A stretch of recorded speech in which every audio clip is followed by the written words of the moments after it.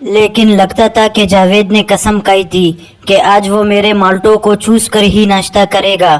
اس نے جلدی سے کمرے کے دروازے کو کنڈی لگائی اور کارروائی شروع کی۔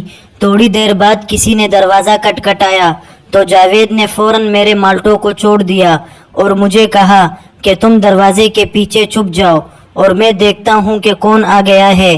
جب جاوید نے دروازہ کھولا تو سامنے شبانہ کھڑی تھی۔ بھائی جلدی سے نیچے آئیں، امی ناشتے کے لیے بلا رہی ہے اور غصہ ہو رہی ہے کہ جاوید ابھی تک ناشتے کے لیے کیوں نہیں آیا۔ یہ بات سن کر جاوید نیچے ناشتے کے لیے چلا گیا اور شبانہ بھی چلی گئی اور میں خاموشی سے کمرے سے باہر نکل گئی۔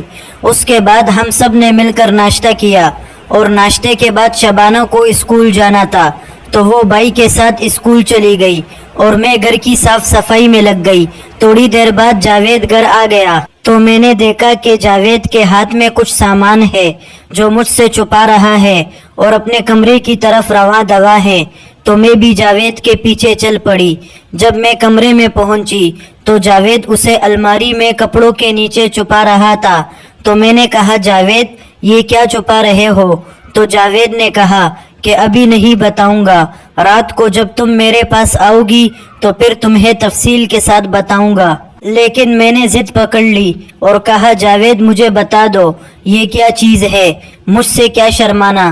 تو جاوید نے کہا یہ وہ سامان ہے جو مرد ہتھیار پر چڑھاتا ہے اور پھر جس وقت یہ ہتھیار عورت کی کیتی کو سیراب کرنے میں مشغول ہوتا ہے تو اس سے عورت حاملہ نہیں ہوتی۔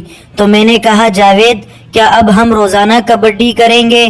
تو جاوید نے کہا سائرہ اب میں کبڈی کے بغیر نہیں رہ سکتا۔ میں نے بھی جاوید کو کہا کہ جاوید اب میں تمہارے ہتھیار کے بغیر ایک پل نہیں گزار سکتی۔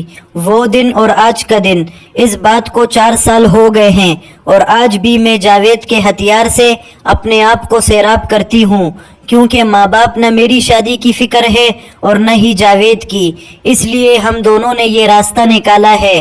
ہم دونوں آپس میں بھائی بہن ہیں، لیکن اس کے باوجود ہم دونوں میاں بیوی کی طرح رہتے ہیں، تو اس لیے ماں باپ کو چاہیے کہ وہ اپنی اولاد کی شادی کی فکر کرے، ایسا نہ ہو کہ آپ کے گھر میں بھی، سمجھ رہے ہو؟